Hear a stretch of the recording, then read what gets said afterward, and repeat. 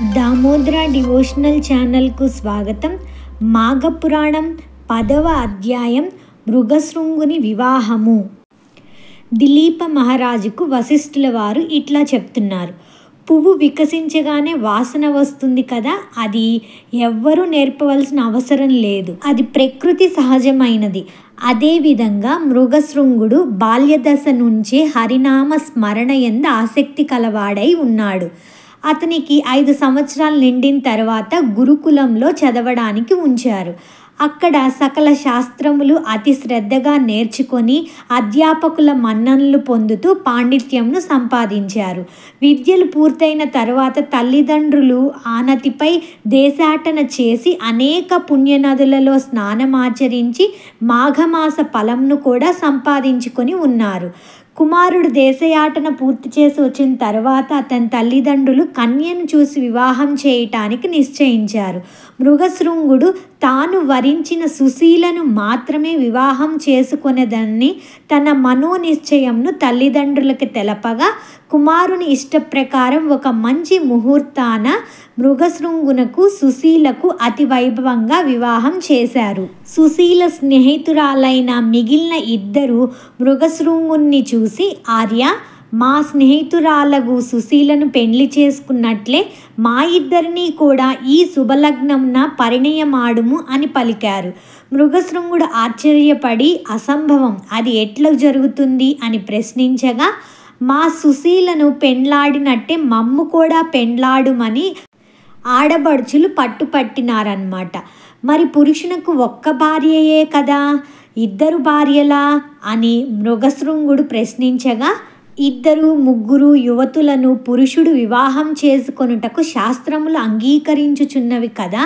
దశరథునకు 3 భార్యలు, శ్రీకృష్ణునకు 80 భార్యలు, పరమేశ్వరునకు గంగా, గౌరీ 2 కదా. వారికి లేని అభ్యంతరములు నీకు కలవా అని ఆ కన్యలు ప్రశ్నించి చుట్టుముట్టారు. మృగశృంగుడు ఏమీ జవాబు చెప్పలేకపోయాడు. వివాహపు వేడుకలను చూడవచ్చిన అనేక మంది మునీశ్వరులు కూడా, మృగశృంగ, అభ్యంతరం తెలుపవలదు, ఆ 2 కన్యల అభీష్టము నెరవేర్చుము, వారు దుఃఖించిన నీకు జయం కలుగదు. అయినను ఇటువంటి ఘటనలు మునుపు అనేకములు జరిగి ఉన్నవి అని పలికారన్నమాట. పెద్దలందరి అభిప్రాయం ప్రకారం మృగశృంగుడు ఆ 2 కన్యలను కూడా వివాహం చేసుకున్నాడు. ఈ విధంగా మృగశృంగుని వృత్తాంతము దిలీపునకు వివరింపగా, మహర్షి, వివాహములు ఎన్ని విధాలు, వాటి వివరాలు తెలియచేసి నన్ను సంతృప్తుణ్ణి చేయుడు అని ప్రార్థించగా వశిష్ఠుల వారు మరలా ఇట్లు చెప్పసాగిరి. రాజా, వివాహములు ఎన్ని విధాలో వాటి వివరాలు చెప్పెదను, సావధానంగా ఆలకింపుడు అని చెప్తున్నారు. బ్రాహ్మణ, కన్యను బాగుగా శృంగారించి వరుణ్ణి పిలిపించి చేయు వివాహమునకు బ్రాహ్మము అని పేరు. 2వది దైవము. యజ్ఞం చేయు వారికి యజ్ఞం చేయుటకు వధువును ఇచ్చి చేయు పెండ్లికి దైవము అని పేరు. 3 ఆర్షము.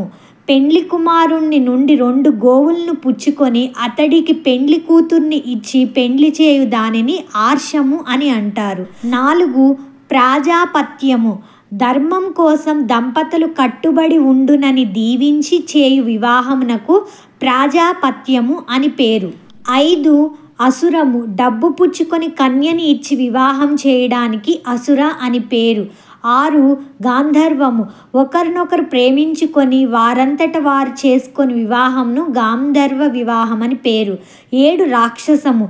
వరుడు కన్యను బలాత్కారం చేసి వివాహమాడు దానిని రాక్షస వివాహం అని పేరు. 8 పైశాచిక. మోసగించి అనగా మాయమాటలచే నమ్మించి పెండ్లి చేసుకొను దానికి పైశాచికమని పేరు. ఇలా ఈ 8 రకములైన వివాహ బంధాలు ఉన్నాయంటండి. వాటి పేర్లతో సహా పైన వివరించుకున్నాం కదా. వాటి ధర్మాలు తెలియపరచెదను వినుము అని చెప్పి వశిష్ఠుల వారు ఇలా చెప్తున్నారు. గృహస్థాశ్రమ లక్షణములు. మంచి నడవడికతో ఇహము పరము సాధించవలెనన్న ఈ గృహస్థాశ్రమం ఒక్కటియే సరైన మార్గము. భార్య భర్త అనుకూలంగా నడుచుకోవడం, ఉన్నదాంతో తృప్తి చెందడం, దైవభక్తితో నడుచుకొనడం, అతిథి సత్కారాలు ఆచరించడం మొదలైన సద్గుణాలతో నడుచుకునేవాడే సరి అయిన గృహస్థుడనబడతాడు. నోములు నోయడము, వ్రతములు చేయడం, పర్వదినాల్లో ఉపవాసం ఉండడము, కార్తీక మాసమందు మాఘమాసమందు నదీ స్నానం చేయడం, కడు నిష్ఠతో శివకేశవులను స్మరించడం మొదలగు కార్యములు ఆచరించిన వారికి మంచి తేజస్సు కలుగుతుంది. ప్రాతకాలంలో నిద్ర లేచినప్పుడు భగవంతుణ్ణి స్మరించుకొని లేవడం, కాలకృత్యాలు తీర్చుకొని స్నానం చేసి నిష్ఠతో భగవంతుణ్ణి పూజించడం, కార్తీక మాసంలోనూ మాఘమాసంలోనూ వైశాఖ మాసంలోనూ తన శక్తి కొలది దాన ధర్మాలు చేసినచో గొప్ప ఫలితం కలుగుతుంది. అందుకే కదండి మనం నిద్ర లేవంగాల్ని మన చేతుల్ని మనమే చూసుకుంటూ కరాగ్రే వసతే లక్ష్మీ కరమధ్యే సరస్వతి కరమూలేతు గోవిందం ప్రభాతే కరదర్శనః అని చెప్తూ లేవమని చెప్తారు పెద్దలు. అలా ప్రతి మనుజుడు కూడా ఇహలోకంకే కాక పరలోకంను గురించి కూడా ఆలోచించాలి అని చెప్పి గృహస్థాశ్రమ లక్షణాలు చెప్పారు. తర్వాత పతివ్రత లక్షణాలు చెప్తున్నారు. పురుషుడు తనకు సద్గతి కలిగే నిమిత్తం అనేక ఘనకార్యములు చేసినా కానీ మంచి ఫలం పొందలేకపోతున్నాడు. అలాగే ప్రతి స్త్రీ తన భర్తను దైవంగా భావించి మనసారా ఆరాధించాలి. తన భర్త యొక్క మంచి గుణాలనే స్వీకరించాలి కానీ అందాన్ని ఆకారాన్ని చూసి మోసపోకూడదు. అట్లాగే పురుషులు స్త్రీ యొక్క అందమునే చూడక శీలము గుణమును లెక్కించి ప్రేమతో ఆరాధించాలి. ఆ విధంగా స్త్రీ పురుషులిద్దరూ అన్యోన్య అనురాగాలతో కాపురం చేస్తే ఆ సంసారం ఎంతో బాగుంటుంది. ఉత్తమ స్త్రీ తన భర్తని ఏ విధంగా ప్రేమతో చూసుకుంటుందో అదేవిధంగా అత్తమామల సేవ, అతిథి సేవ కూడా తగు భక్తి శ్రద్ధలతో చేస్తే అట్టి స్త్రీకి సద్గతి కలుగుతుంది అని చెప్తున్నారు. ఇప్పుడు భార్య ఎలా ఉండాలి అని చెప్తున్నారు. భార్య తన భర్త ఆలోచన చేసే సమయంలో మంత్రిలాగా సలహాలు ఇవ్వాలి. పని పాటల యందు సేవకురాలి వలె నడుచుకుంటూ ఉండాలి. భోజనం వడ్డించేటప్పుడు తల్లి తన కుమారునికి ఎంత ఆప్యాయంగా భోజనం పెడుతుందో అదేవిధంగా భర్తకు భోజనం వడ్డించాలి.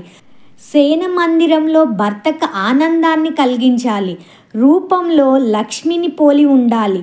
ఓర్పు వహించడంలో భూదేవిని పోలి ఉండాలి. ఈ విధంగా ఏ స్త్రీ నడుచుకుంటుందో ఆమెయే ఉత్తమ స్త్రీ అనబడుతుంది అని చెప్తున్నారు. ఎటువంటి సమయంలోనైనా భర్త భుజించకుండా తాను భుజించకూడదు. ఇటువంటి లక్షణాలు కలిగి ఉన్న ఆ ముగ్గురు కన్యలను మృగశృంగుడు పెళ్లి చేసుకొని ఆనందంతో కాలం గడుపుతూ ఉన్నాడు. గృహస్థాశ్రమమును ఆదరిస్తూ ఉన్నాడు. ఇప్పుడు మృగశృంగుడి కొడుకు మృకండుని జననం గురించి చూద్దాం. ఉత్తమ లక్షణాలు గల స్త్రీలను పెండ్లి చేసుకున్న మృగశృంగుడు ఎంతో ఆనందంతో ఉన్నాడు. ఆ ముగ్గురు పడతులతో సంసారం చేసుకొంచున్నాడు. కొంతకాలానికి తన భార్య అయిన సుశీల గర్భం ధరించి ఒక శుభలగ్నాన కుమారుణ్ణి కన్నది. తన కన్న కుమారుడు అన్ని విద్యల యందు కూడా గొప్ప ప్రవీణుడు కావాలని ఆశ కలవాడే జాతకర్మలు జరిపించి కుమారునికి మృకండు అని నామకరణం చేశాడు. మృకండు దినదిన ప్రవర్తమానమై తల్లిదండ్రుల యందు బంధుజనుల యందు పెద్దల యందు భయభక్తులు కలిగి ఉండేవాడు. 5 ఏండ్లు గడిచాయి. మృగశృంగుడు మృకండునకు ఉపనయనం చేసి విద్యను అభ్యసించడానికై గురుకులానికి పంపించారు. గురుకులంలో గురువు చెప్పిన సకల శాస్త్రములను నేర్చుకొనుచు సకల లక్షణవంతుడై గురువు యొక్క మన్నల్ని పొందుతూ యుక్త వయస్సు వచ్చే వరకు చదివి సకల శాస్త్రాల యందు ప్రావీణ్యాన్ని సంపాదించారు. మృకండు విద్యను పూర్తి చేసుకొని తల్లిదండ్రుల వద్దకు వచ్చాడు. మరికొంత కాలానికి మరుద్వతి అనే కన్యతో వివాహం చేశారు. ఆనాటి నుండి మృకండు గృహస్థాశ్రమాన్ని స్వీకరించారు. సుశీలకు పుట్టిన సంతానం మృకండు గురించి చెప్పారు కదా, అలాగే మిగిలిన 2 భార్యలకు కూడా పుత్రులు జన్మించారు.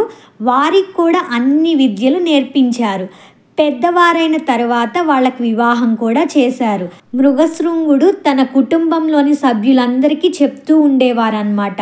మాఘమాసంలో స్నానాలు, జపాలు, దాన ధర్మాలు మరింత నిష్ఠతో జరపవలసిందిగా వారందరికీ ప్రోత్సహిస్తూ ఉండేవాడు. తామార్జించుకున్న మాఘమాస ఫల ప్రభావంతో సంసారంలో ఏ ఇబ్బందులు లేకుండా మృగశృంగునకు మనవళ్ళు మనవరాళ్ళు కూడా కలిగినందున మరింత ఆనందించి తన వంశవృక్షం శాఖోపశాఖలుగా ఉన్నది కదా అని సంతోషించి తనకింక ఏ ఆశలు లేవు, భగవత్ సాన్నిధ్యంనకు పోవలనని సంకల్పించి తపస్సు చేసుకోవడానికి అడవికి వెళ్ళి తన తపోబలంతో శ్రీ మహావిష్ణువుని ప్రసన్నం చేసుకొని నారాయణ కృపకు పాత్రుడై వైకుంఠంనకు చేరెను.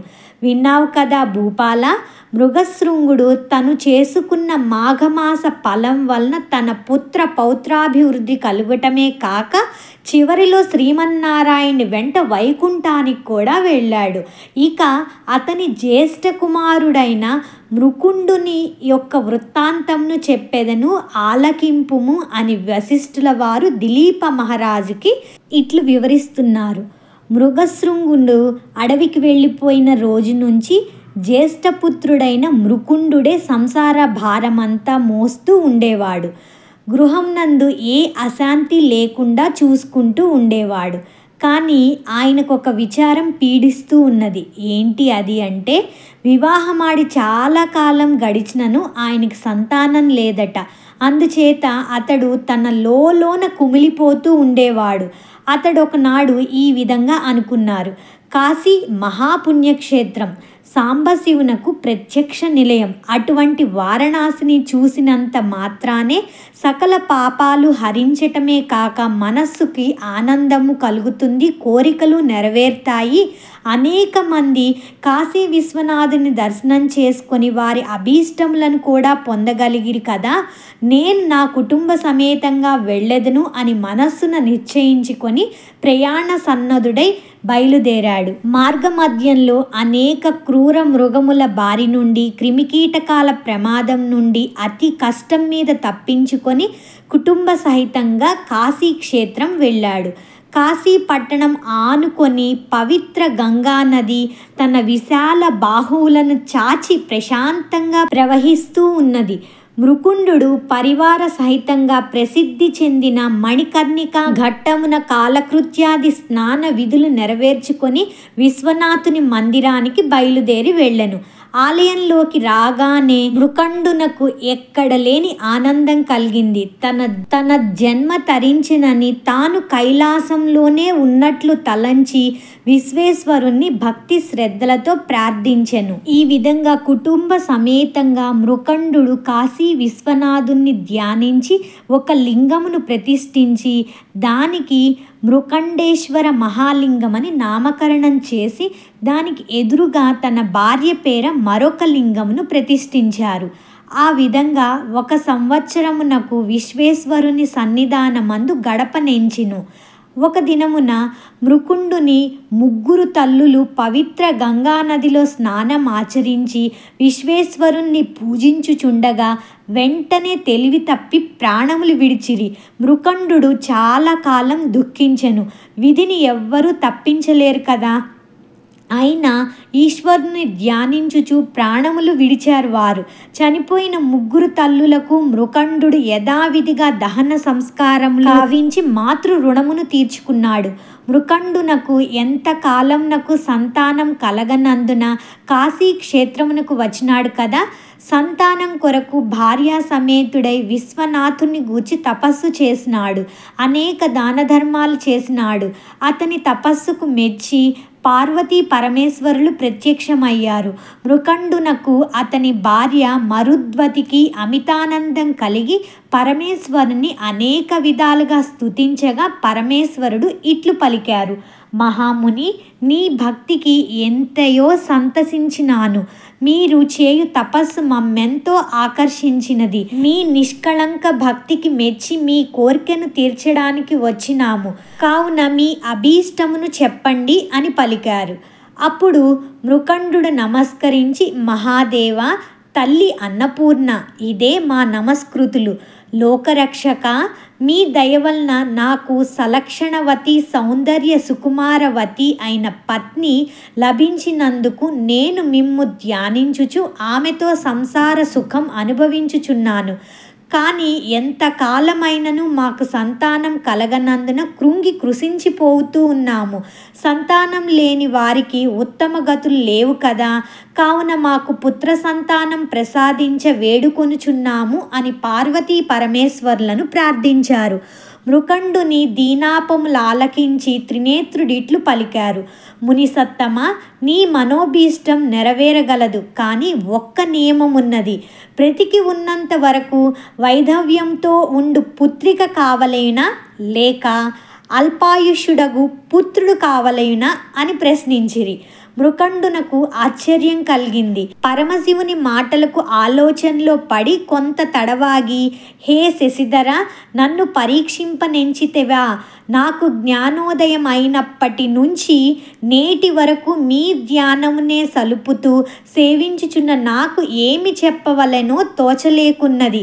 అయినను కలకాలం వైధవ్యంతో కృంగి కృషించే పుత్రిక కన్నా అల్పాయుషుడగు పుత్రరత్నమునే ప్రసాదింపుడు అని అడిగారు. అటులనే అవుగాక అని త్రిశూలధారి వరమిచ్చి పార్వతీ సమేతంగా అంతర్ధానమయ్యను. పరమేశ్వరానుగ్రహము వలన ఒక శుభముహూర్త కాలంన పుత్రుణ్ణి కనెను. మృకండునకు పుత్ర సంతానం కలిగినని అనేక మంది ఋషిసత్తములు బాలుణ్ణి చూడవచ్చిరి. వ్యాసమహర్షి కూడా వచ్చి ఆ బిడ్డకు జాతకర్మ చేసి మార్కండేయుడని నామకరణం చేసి వెడలను. ఓ దిలీప మహారాజా, పరమ పూజ్యుడగు భాగవతోత్తముడగు మృకండు పరమేశ్వరుణ్ణి మెప్పించి వారి దయకు పాత్రుడయి సుపుత్రుణ్ణి పొందెను. దీని కొనసాగింపుగా 11వ భాగము ఉంటుందండి. అది మార్కండేయుని వృత్తాంతం ఉంటుంది. అథ మాఘమాస మాహాత్మ్యే దశమోధ్యాయ సమాప్తః. రేపు మాఘమాసం 11వ రోజు, అదే భీష్మ ఏకాదశి. కుదిరితే ప్రతి ఒక్కరూ ఒక్కసారైనా విష్ణు సహస్రనామాలను చదవడానికి ప్రయత్నం చేయండి. అలాగే భీష్ముని జన్మ విశేషాలు, భీష్ముని చరిత్ర గురించి కూడా వినడానికి ప్రయత్నం చేయండి. కావాలంటే మన ఛానల్లో కూడా ఉన్నాయి, లింక్ కింద డిస్క్రిప్షన్లో ఇస్తాను, చెక్ చేయండి. సర్వం శ్రీకృష్ణార్పణమస్తు.